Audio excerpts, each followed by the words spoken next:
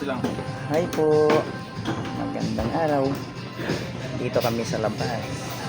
Ngayon, nag-ikot-ikot lang dito sa may grocery. Naghahanap ng pwedeng panregalo. Kung may pambili. Kaso wala pa. Naubos. Ubos yung allowance. So, ito lang muna.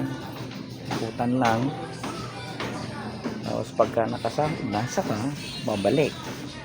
Ganun talaga ang Pilipino. Ito, mga gamit sa school supplies. Meron din po dito. So, yan. Yung mga kasama ko nakapili na. Ako walang pambili. So, maybe next na lang. Babalik ulit.